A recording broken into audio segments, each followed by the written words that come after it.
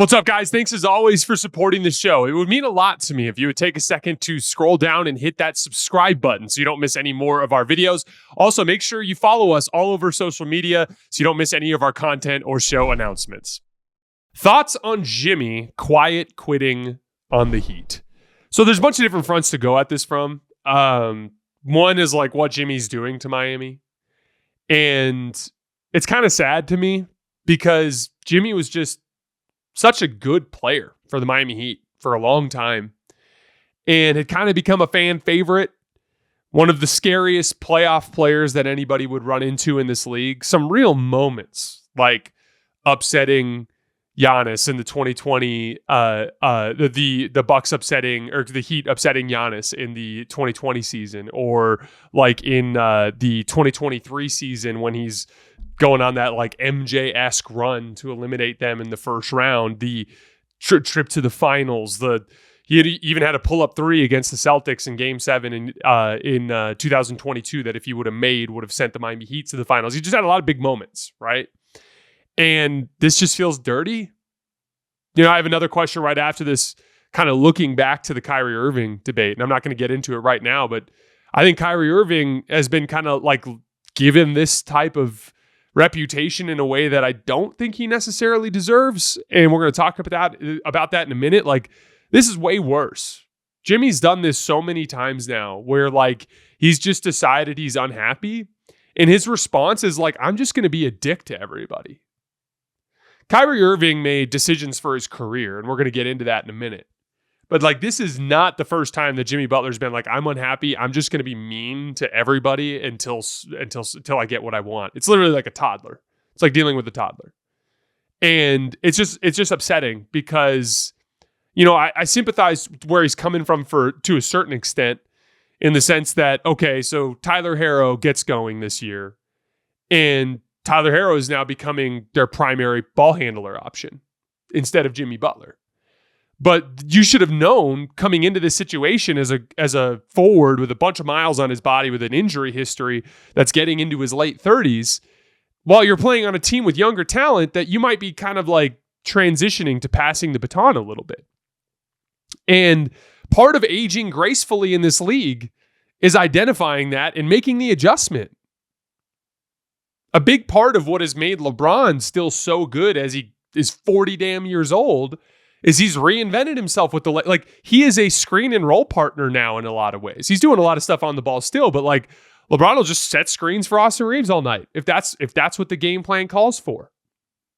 And like, instead of transitioning into this like, okay, Tyler Herro's stepping up, this is good for our team. Let me lean into weaponizing my traits to help the team in every way that I can elsewhere, and know damn well that if the shit hits the fan and Tyler's not the right guy, if he doesn't have the right matchup, that they're going to lean on me.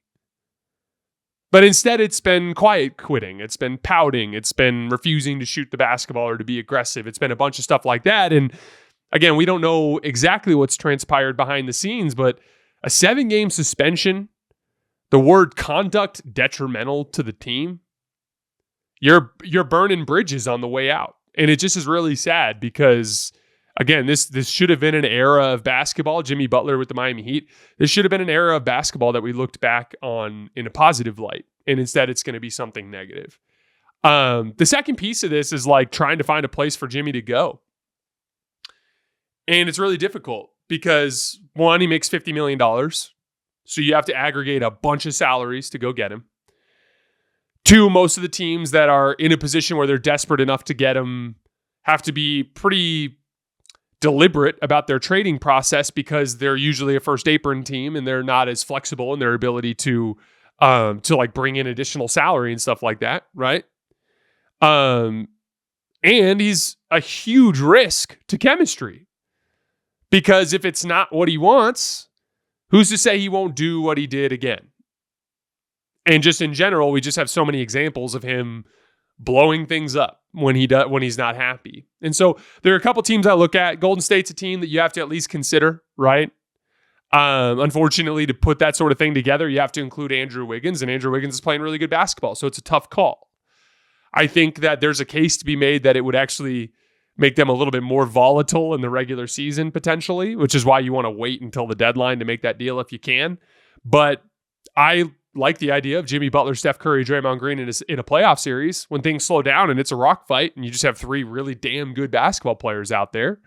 But there's a lot of different machinations there you have to get through to get Miami to, like, why would Miami want to take on the money of Andrew Wiggins, for instance, when they could get off of Jimmy Butler's money potentially? Although there's a case to be made that Jimmy might even opt in this summer because of just how big that player option is. So like Golden State kind of feels like a flawed option to me. And like there's a case to be made that Golden State should just go after a guy like Cam Johnson instead. I'd like Cam Johnson, I think, is certainly the better regular season option. And but I think Jimmy Butler's certainly the better playoff option. So like that's not a great fit. I've heard Houston get mentioned. I don't necessarily disagree that that's a move that would instantly turn Houston into a truly dangerous team in the Western Conference. The problem that I'd have is like, you got something special brewing down in Houston. You want to bring in that old, angry, like late 30s, just kind of malcontent in there and just see if he's going to just mess up everything you're trying to build. Like, it's a risk. Same goes for Memphis. I've heard Memphis get mentioned as an option too. Memphis and Houston are two teams that, like, yeah, in theory, if they were able to get Jimmy Butler and add them to everything that they're doing, it makes them much more serious teams, but it just comes with a lot of risk. And so my guess is that this is a deal that gets done at the deadline, if it gets done at all. And if it gets done, my guess is it'll be done by a desperate team that is in a position where they have to take on some risk. And I don't know who that's going to be, and we'll see. But like, my initial impression on it is like, I had some people complaining in the comments that I haven't talked about it yet. A big part is like, I can't even come up with a destination that really makes sense right now. And I don't think anything's going to happen until February. Because why would you, if you're Memphis or Houston, you're already winning regular season games. So why would you make that deal now? If you're going to make that deal, you're going to make it in February in all likelihood, right? Like, and you're going to base it on how things look at that point in time. And Golden State as well. They're not going to want to gut their depth when they've got, 20 games before the deadline. So not quite 20, probably 15, but you get the point. So like that, I just don't see a ton of urgency around it. My real impression on the Jimmy thing is it's just sad. It's just sad that this era of what was kind of a fun era of Miami Heat basketball is ending like this. If the Cavs beat the Thunder one of two times, or dare I say both, are we the top team now? So I'm not sure if you guys missed this, Cavs fans, but in the video that we did earlier this week, I think on Thursday, I already view the Cavs as ahead of the Thunder right now. I think that their perimeter shooting is just so much more reliable than Oklahoma City's. I think when you look at shot creation, like going from Donovan Mitchell, Darius Garland, and Evan Mobley as your primary shot creators to Shai Gilgeous-Alexander, J-Dub, Chet Holmgren, I actually, based on the depth there, like Shai's obviously better than Donovan, but I think Darius is a more reliable shot creator with more experience. I think Evan Mobley and his growth is every bit as good of a third option right now in terms of creating offense as a guy like Chet. I think Chet's a better player because he's got a little bit higher defensive ceiling with his rim protection ability. But like, I think the shot creation is relatively even between the two teams, maybe a slight edge to Cleveland. And then Cleveland just has way more reliable shooting off of that.